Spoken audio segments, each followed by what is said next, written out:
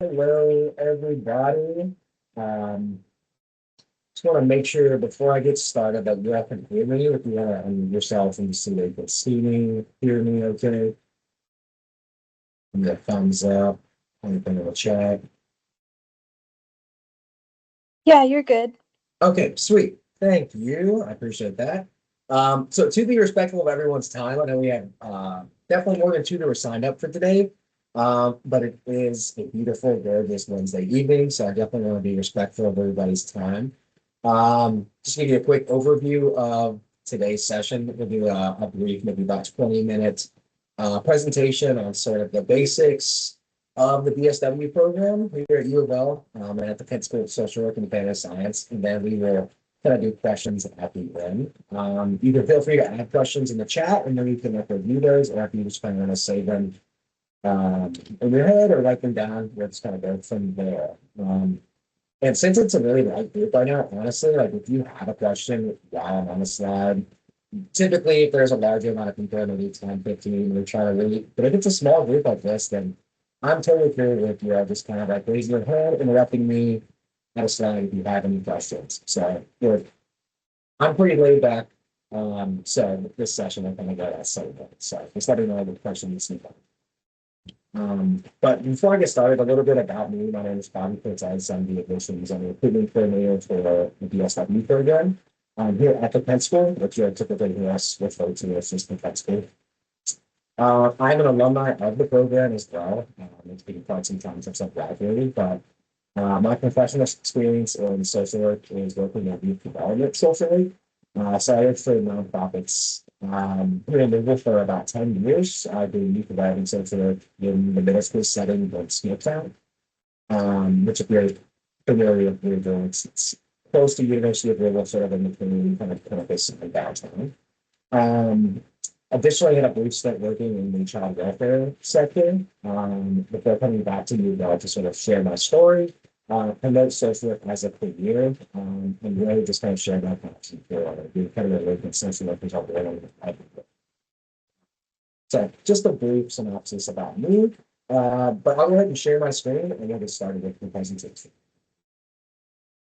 And it's I haven't really gone full AC side of very warm right now.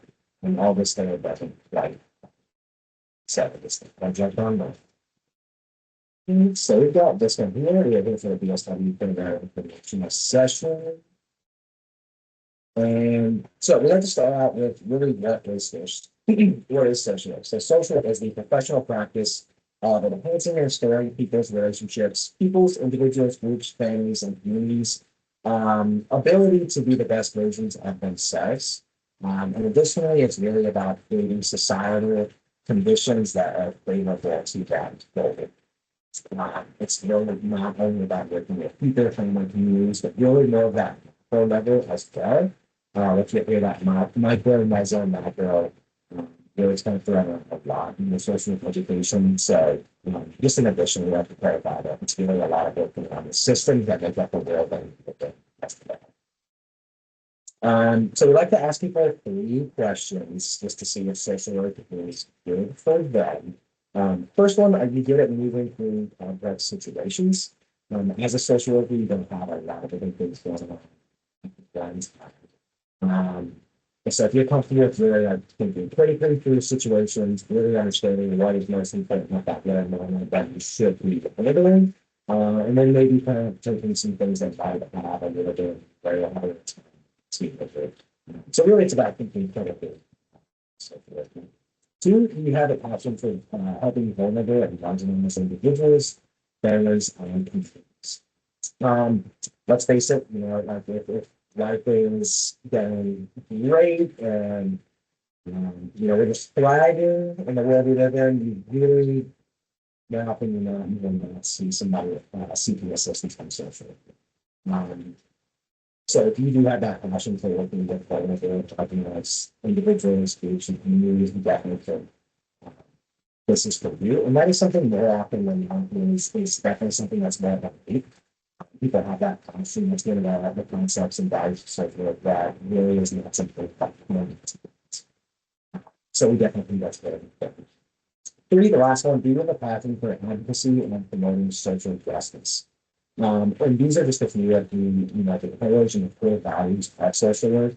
We really advocating on behalf of our clients, promoting social justice, and finding less forms of discrimination. Those are my dogs. I'm sorry. Hopefully, I try to keep them quiet as much as I can about the dogs. It's kind of a bad rap and kind of like but if you answered yes to all of these three questions, you're definitely for you in the thoughts. So, different career opportunities you can have as a social worker. I'm not going to go through and read every one of these because you're at it. Oh, yes, I see another puppy in the mix too. Love it. What was that? If you guys can read this, but really just wanted to show you all, it's a very general degree that you can get in social work. So really, you can find yourself doing so many different things in so many different sectors of the workforce. So obviously in like higher education, people are working in mental health clinics, people are working in school systems, criminal justice systems, hospital settings, working with older folks in different locations. And really, it's a very general and broad degree that, especially now, in my opinion, the people having more of an open mind, like to be able to discuss some of the mental health challenges and personal challenges that people have undoubtedly been, struggling with since the beginning of time. Really, it really has opened the doors for a lot of people to social workers and the value of social workers related to mental health, which is a personal sort of full value of them. So definitely passionate about that. So just to let you know, there's a lot you can do with the social work degree. This is our BSW team. We are a small but mighty team here on campus. I will toot my own horn and I will say that we are the fastest growing program in the undergrad level at the University of Louisville for is the first year of growth. So that's just that. We are growing. We're putting in the work. We're making sure that we're going out to reach students and really sharing the passion that we all have for that we do for that school. So on the right, that is one of our academic advisors, Gary DeLacy. To my left, that is our manager of student success and our academic advisor, Monica Thomas. Associate Director, Sarah Springer, and our fearless leader, Dr. Armand Perry. Dr. Armand Perry does a lot of work around fatherhood. Additionally, he is just a really awesome person to be able to take a course with, and really to have a best. So I think it's a bit about me. When I was going through the program, I took my intro to social work course with Dr. Perry.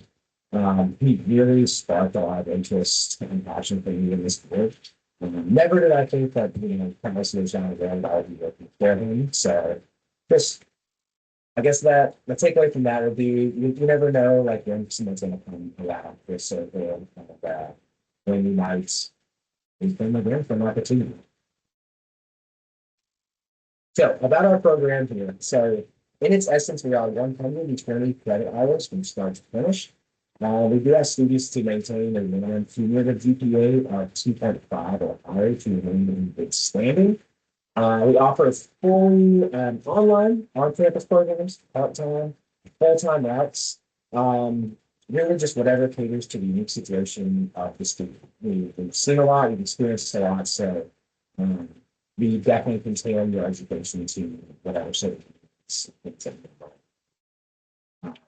Additionally, our program is really split up into two different divisions, the lower division and the upper division. So the lower division is essentially two separate parts and will typically make up the first 2 years or the first 60 credit hours of your education. So the first portion is the Part 4, which we like to call, which is essentially your general education requirements, which will hit roughly about 31 hours. I'm not going to read all of these as well. You can see these. But the one thing that I do want to say is for your arts and humanities and your natural science courses, those must be in two different disciplines. So natural science and then bio, and then in bioscience or um, just to let you know. Also, if you say you took like 3 different ones, We would just plug two in here, and then another will be like a elective. So you still get credit for that course, but I just wanted to show you that. And then the second part of the lower division is going to be some supporting prerequisites that we have put in place before students move into the upper division, which is our professional course. So with this, a lot of this really lays some of the foundational frameworks for moving into that upper division. So social work orientation, I'm not going to read all these again, but into our social work course, human bioanatomy course, a stats course, as well as intro to psychology and intro to sociology, and general electives. We do have a number of social work electives that students can take. Really, if you're expressing interest in diving into one specific area of social work, so I don't have all of them off the top of my head, but I know we have a lot of different courses on the child welfare sector, on human sexuality, gerontology, mental health, motivational interviewing, substance abuse and misuse. There is a lot of electives that students can take to really just kind of spark some interest. They're curious about specialization. Less I go to the master. So 29 hours for the supporting prereqs electives, 31 from your cardinal core or your general electives, and that'll equal 60 credit hours for your first 2 years, or typically what's equivalent to an associate's. So in the upper division, it's really our core social work concept. And the majority of all the classes you're going to take for those next 2 years of the upper division are social work heavy courses. So you're going to take courses on gender practice, human behavior in social environments, social welfare policies, intro to research, diversity, oppression, and social justice courses, along with the social work electives I was telling you about, and a practicum seminar and which I will tell you about.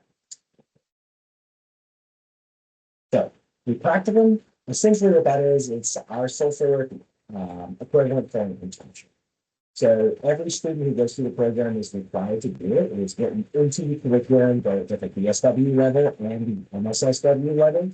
And what they're doing essentially is you're taking everything you've done in the classroom, the theories, the models, the practice skills, and you're applying that to the real world under supervision of licensed practice social workers. So really, it's we can talk to you, we can teach you to walk the walk and talk the talk, but you gotta actually go out there and do it, right?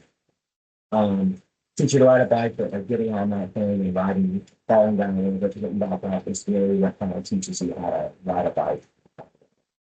Simpler than monthly rides and other expensive. But again, it is the entirety of your senior year. It is 16 hours per week. And we put Monday through Friday there, 8 to 5, because you're going to be working at profits, different organizations, wherever you're at, if you're across the country, or if you're here locally, or if you're international. We have sites inside the entire Princeton office that is dedicated to working with individuals from their sophomore year before they're even starting in their junior year, trying to apply to practicum to find a site through the final evaluation and graduation. But the reason we put those there is those are typical business hours. So I know a lot of people have different responsibilities, work, just life be like them. So it's good to be able to have time to manage those things, knowing that which you need to put those hours in. Yeah, that. Additionally, I encourage students that when they apply to practicum, apply early because some agencies will fill up and once we're there, they're kind of done. So once if you have an opportunity to get to an agency early, speak with them, interview with them, and come up with a schedule that works for both parties. That's really kind of my best formal advice coming from someone who worked night shift at UPS and I joined this for the full time for the last 3 years of his college education. So it is definitely non-traditional for me, but I was able to really establish a plan and a schedule that worked for me. So lower division application. So I'm not going to read all of these as well, just to let students know this is really going towards your applying to UL as a whole and meeting the requirements for our program as well. But what I will say for those students that are admitted to U of L, you need to establish social work as your intended major. And that will automatically put you into the social work layer of business. There is a separate application process for the upper division that is actually open right now, and it is always open the semester before the next semester starts. So right now, the fall application is open during this spring for the start of the fall summer. In the fall, it'll be open for the spring of that next year. So that's kind of how that goes. Additionally, if you are your acceptance into the lower division and move up is not going to addition to the other division. So that just means you have a separate application process. It's not very deep, and I'll tell you about it right now. So essentially, there are two requirements for students to be able to apply.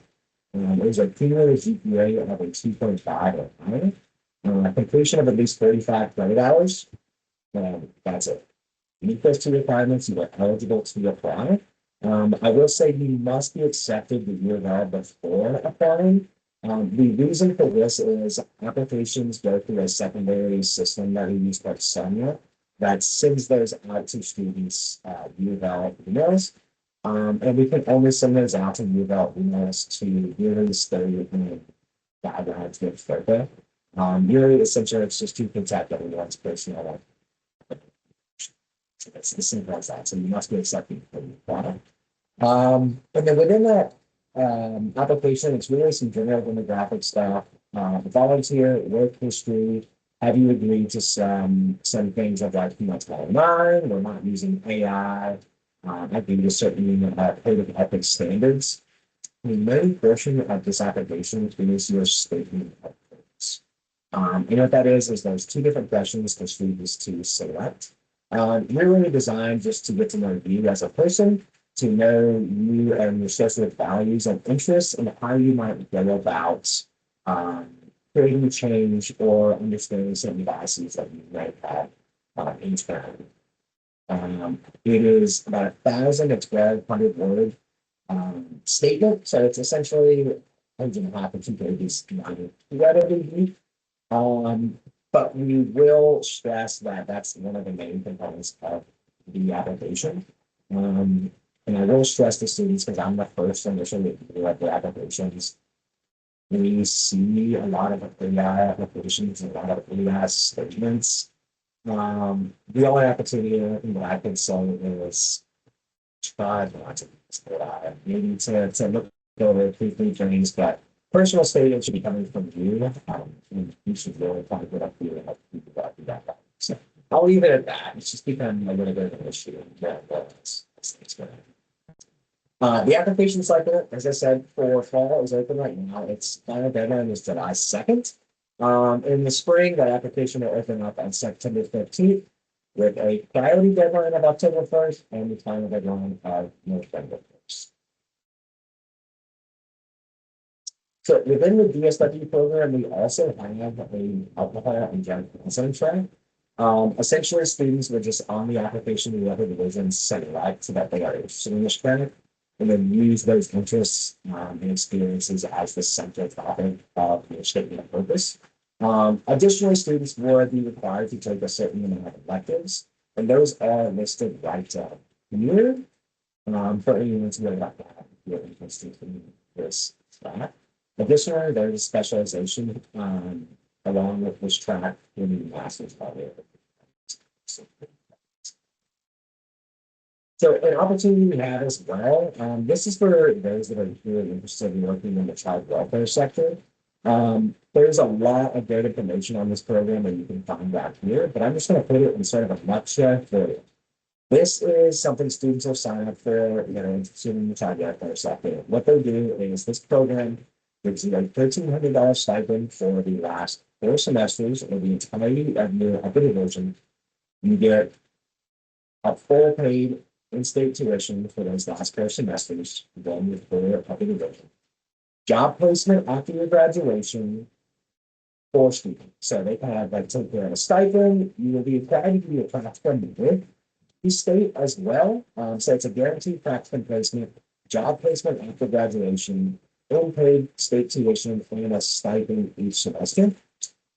Because like there typically is with everything, is they kind of scratch your back for 2 years, you're going to scratch their back for 2 years following graduation. So you're contractually be obligated to work for the state for 2 years following graduation. And it's just like any other job, you're going to get the same pay, all these things as if you're a normal employee.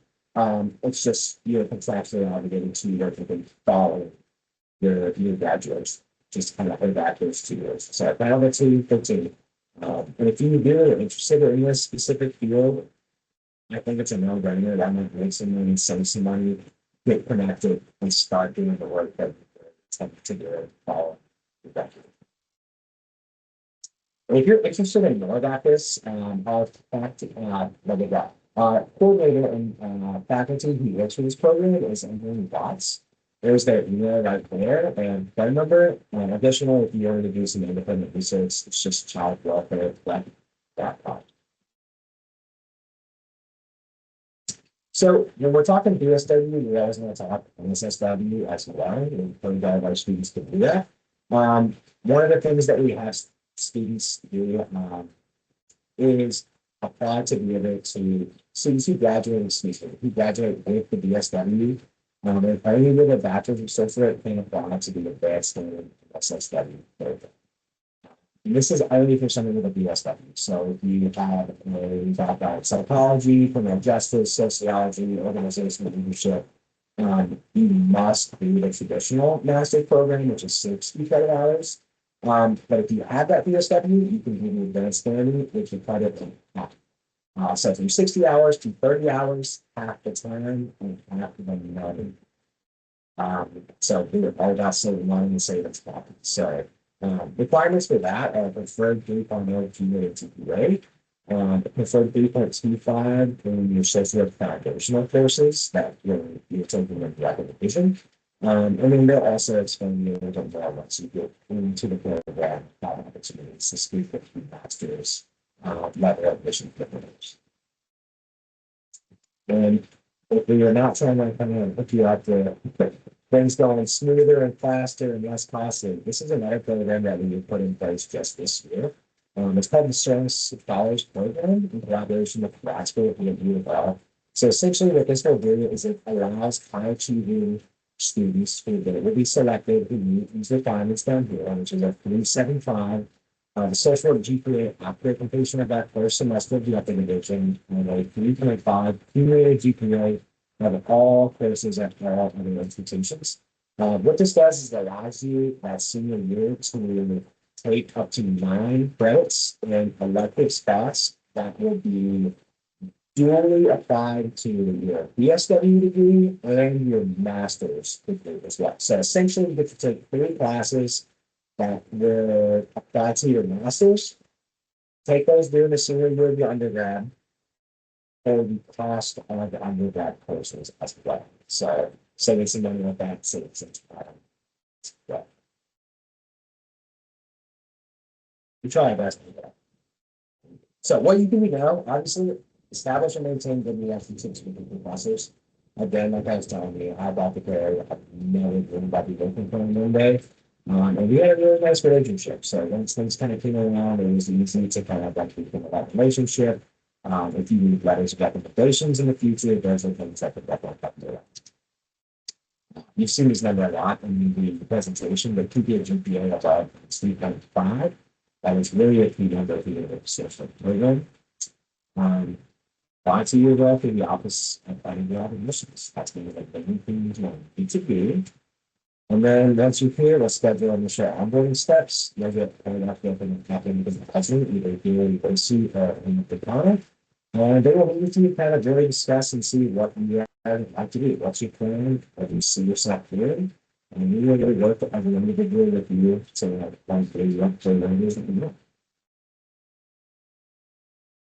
This is my contact information. That is the last slide of the presentation. I think I did that pretty good. Yeah, about 20-25 minutes, so not too bad. But if anybody wants to write those down, if you have a question, something that you later, you don't want to ask a question in front of the group, we'll have more of an individual conversation or meeting.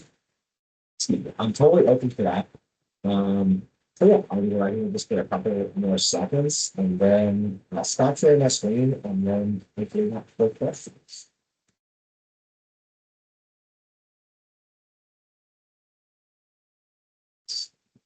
Everybody's awake, so I didn't bore you too much. But does anybody have any questions for me?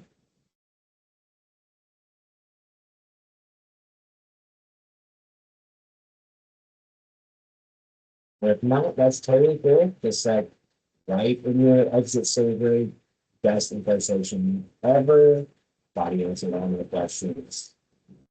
Good. But yeah, Brittany, what kind of band do you have? That's my question. Sorry, Bobby. It's really hard to understand you. Like your sound is off. I I'm don't know what sorry. it So is. I was hoping that wasn't gonna be so my computer right here, my desktop at home, the entire time has sounded like it's gonna like a rocket ship is about to take off. It's like the fans going and like a hyperdrive.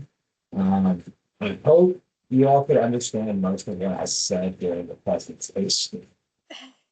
Yeah, I mean, I caught most of it. I figured it as you were going to the slides, I figured it'd be easier to understand you, but it was a little tough. I'm not gonna lie. Thank you for letting me know that because I don't really get that side of things to oversee on how you all are hearing it. So I will see what I can do about getting maybe an updated PC here from just yeah, like that doesn't happen again. I'm sorry about that. Yeah, no, it's totally fine. I think I'm personally just gonna reach out and maybe schedule a meeting that we can just meet the two of us because I've I have over 100 credit hours of Mhm. just different things from different schools, and so Right. I feel like my situation is very particular. um, but yeah, I'll be reaching out and hopefully we can get something scheduled and I can ask some more personal questions. Yeah, that sounds perfect. Did you jot down my email? Yeah. Yeah, I took a picture. Okay, sweet. Yeah. Yeah, please shoot me an email. If you email me like after this, I can get back to you tomorrow and we can just come up with some dates um for the future. I will be out of town the later end of next week. I'm kind of getting out of town for all the derby festivities and don't know what to do with any of that. So that's just being said. Yeah. Let me know and we can come up with a dates and kind of link up and chat something. Perfect. Awesome. Thank you. Thank you. I appreciate it. Ronnie and Tahir, do you all have any questions for me? And again, I apologize if you I all are struggling to hear me as well. I had the same problem. It was hard to understand, but same thing as Brittany said, I was able to manage with the slides, but that's okay. So we are out of state, like Ronnie and me, we both are from same state. We're from New Jersey. Okay. Yes, we looked it up online, found the program, and I want to get information on it. So as Ronnie, she wants to know that she's already working as a social work assistant. But the education she has totally different. She wants to know that how long is the program for? If she were to register and all that, how long is it going to take her to finish the BSW? It would be contingent on how many credit hours you had already. Say if you had zero, Uh-huh. um, if we were starting from start to finish, it would be typically 4 years. Okay. A lot of times we'll have students who will come in, and hopefully I'm not, yeah, I just turned my volume up and I'm trying to speak louder so that you all Uh, can hear me over this fan that's going. Um, but yeah, typically we have a lot of students who will transfer in kind of after they've earned their associates and gotten a lot of the prereqs and their general education is taken care of. And they will come in and just start and have 2 years to go. Not Um, bad. She and does. I'm sorry. She does have associate, but it's from India. okay. Um, I will be 100% honest. I don't have a lot of knowledge or experience handling some of the international Uh-huh. equivalencies and things like that. However, I'm happy to admit, and I have no problem admitting that that's not my knowledge base. But Mm-hmm. I like to use resources. So there is somebody who that is their specialty. So I would be happy if you wanted to send an email as well. We could link up and be able to just kind of pull in some of the resources across the university to see what would really transfer over, how it would transfer over. And then we will be able to go from there. But we would need to do that first before we could tell you a set number or a set time. Right. Okay. But So yeah, let's say if she needs to take the prereqs and all those, like the first, let's say English classes or something like that, that's gonna make the course go a little bit longer than expected, right? it would, but however, there are ways around it too. So we have course offerings that are in the summer. We have courses over winter sessions. We have second half of the semester sessions. So like for me, I was still enrolled full time, but I was not going 15, 18 hours because I was working night shifts. It just wasn't possible for me. So I took what was 12 hours, which I would leaving full-time students to get my financial aid. And then I made up those courses to stay on track throughout the summer or winter courses. So it can be done if you need to kind of wrap up a couple of different courses before you graduate. Because I know as the slide started, in the starting, there were 3 options first. And as you said that if you think those 3 apply to you, then this major is good for you to proceed with it.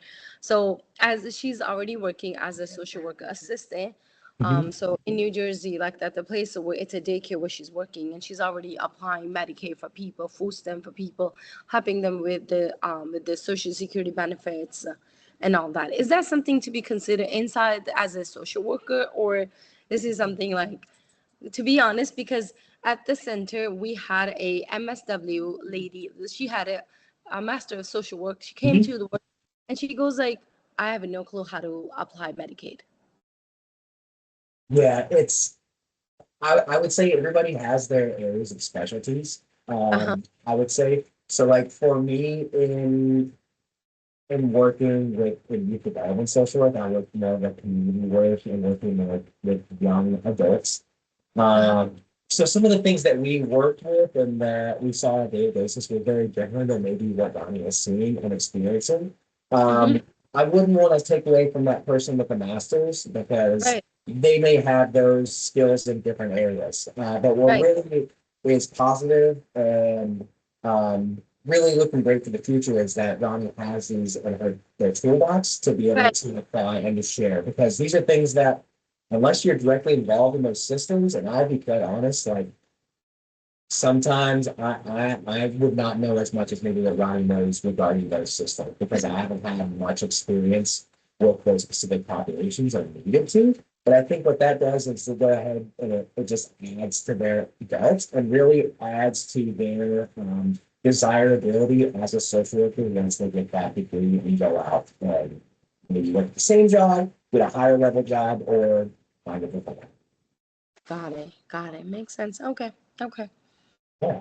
But if you want to send me an email and Ronnie as well, and we can kind of get that process going as well. So I think if you want to do that, feel free. Send me an email. I will. And pretty much that's all. Thank you. Okay, yeah, you're very, very welcome. You're very welcome. Ronnie, thank you for being here. Tahir, thank you for being here. Thank you. Thank you. And then Brittany, thanks you all. Have a good evening. Bye-bye. Again, just feel free to give me a shout, email. And we'll get things going. All righty. Thank you. Thanks. Have a good night. you. Bye-bye. Bye.